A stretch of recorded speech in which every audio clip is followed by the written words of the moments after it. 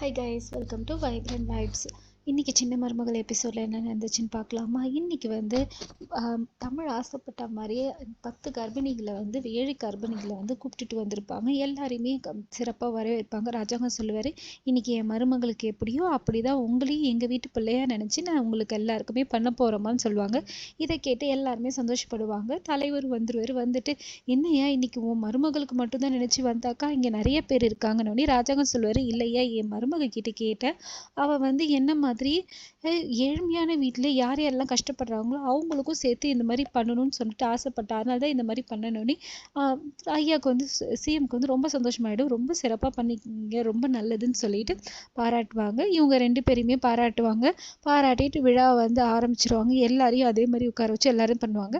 அப்போ தான் சொல்லுவாங்க, ஐயா அந்த வலையில் கொண்டு வாங்கினோடனே வெறும் பவுன் வலையில இருக்கும். என்ன வளைகாப்புக்கு இப்போ கண்ணாடி வலையில் தாண்டா வைக்கணும்னு சொன்னோடனே சேது வந்து இல்லை ஏன் பவுன் வலையில் சத்தம் வராதான்னு சொல்லிட்டு இது பண்ணுவாங்க. ராஜாவும் சொல்கிறாரு, சேது எப்படி ஆசைப்படுறானோ அதே மாதிரியே இருக்கட்டும்னு சொல்லிட்டு எல்லாமே பவுன் வலையிலே போடுவாங்க. அதே மாதிரி அங்கே வந்திருக்கிற கர்ப்பிணிங்களுக்கும் 50,000 ரூபா காசு, பவுன் வலை எல்லாமே வந்து பண்ணுவாங்க. இதனால எல்லாருமே சந்தோஷப்பட்டு எல்லாருமே பயங்கரமாக வாழ்த்துவாங்க. சாப்பாடு எல்லாமே பயங்கர சிறப்பாக இருக்கும்.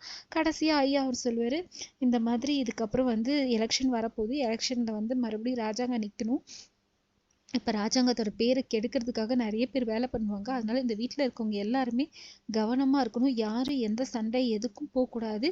எல்லாமே கவனமாக இருங்க. வெளியில் வர கவனமாக போயிட்டு வாங்க. இது எல்லாருமே உங்கள் பொறுப்பு, உங்களை நம்பி தான் போகிறேன்னு சொல்லிட்டு சொல்லுவாங்க.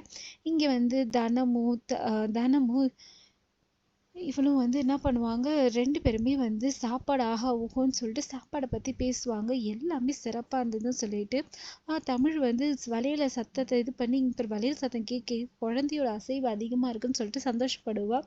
சந்தோஷப்பட்டு அவங்க அம்மா வந்துட்டு எல்லாரையும் கூப்பிட்றாங்கன்னு சொல்லிட்டு தனத்து எல்லாரையும் அனுப்பிட்டு, இங்கே பாருமா, இங்கே பாரு, நீ ரொம்ப அதிர்ஷ்டக்காரி தமிழ், நீ ஏழ்மையான வீட்டில் பிறந்து இப்போ பாரு எவ்வளோ பெரிய வீட்டில் எவ்வளோ இதுவாக இருக்கன்னு தமிழ் வந்து, அம்மா நான் யாருக்கிட்டையுமே சொல்ல, உன்கிட்ட மட்டும் ஒரு விஷயத்த சொல்லுன்னு சொல்லிட்டு அவள் கனவு கண்டால அதை பற்றி சொல்லுவாள். இந்த மாதிரி கனவு வந்துச்சுன்னு சொல்லிட்டு. இதோட இன்னைக்கு எபிசோட் முடியுது. மறுபடியும் நாளைக்கு எபிசோடில் பார்க்கலாம்.